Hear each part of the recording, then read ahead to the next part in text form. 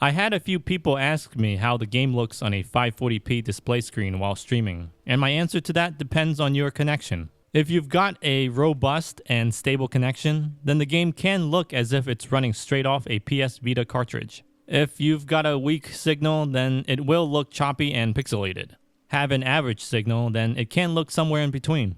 Luckily for me, the moon was in a certain phase, so I got a pretty stable image, although there were a few drops here and there. Let me know if you can spot it in the video. Of course, in my opinion, remote play means nothing if the controls don't work. Fortunately, the controls translated very well over to the PS Vita. I found myself shooting and running around the environment with ease. Although aiming might be an issue if your connection isn't up to par, you will notice a slight delay when trying to pinpoint those headshots. However, this can be quickly overcome with a few minutes of play, and with the use of the auto aim assist feature.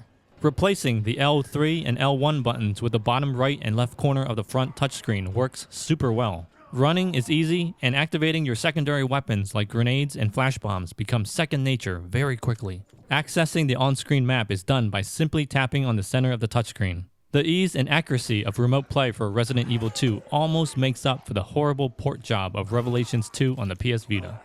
But how is the game overall? Well, first off, the tone feels completely different. This might sound like me nitpicking, but I really don't like how it's raining throughout the game. I liked it better in the original. Something about a dark, clear night with the wind blowing felt more ominous, as opposed to the wet and cold setting we're getting here in the remake. The horror in this game feels more like action-based, whereas the original was slow and methodical. It's hard to say which is better, as they're both such different games. A comparison between the two just wouldn't be fair, or possible in my opinion. The original's moody atmosphere relied more heavily on its oppressive soundtrack, whereas the remake possesses a greater sense of urgency. Like you know something's about to happen, but you don't know when. It's the anticipation that's creating the fear. A good example would be the first time you confront Mr. X. Getting chased by this thing is one of the most terrifying, stress-inducing moments I've ever experienced in a video game. It's like getting chased by a Terminator.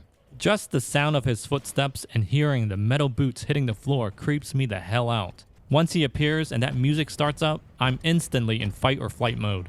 The way he's represented here is much scarier than in the original, and I'm gonna tell you why.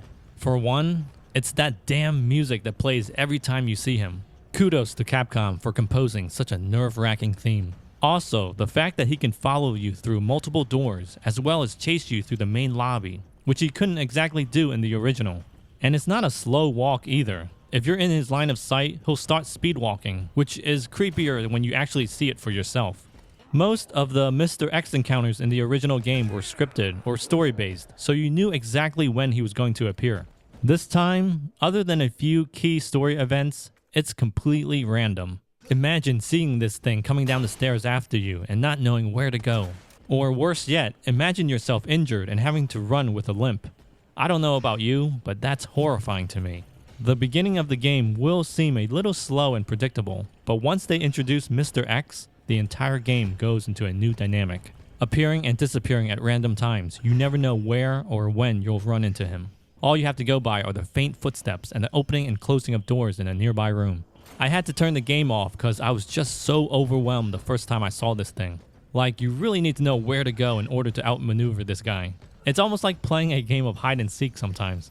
If Capcom was able to make the Tyrant this scary in Resident Evil 2, I can't imagine what they're going to do for the Nemesis in Resident Evil 3.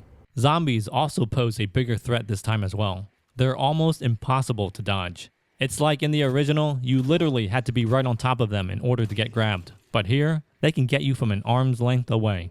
They practically lunge at you.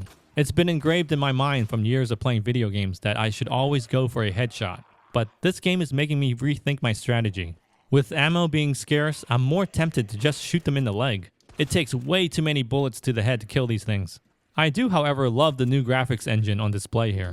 Shooting them in the face will tear off some of the skin, and cutting them in half with a shotgun blast looks really cool.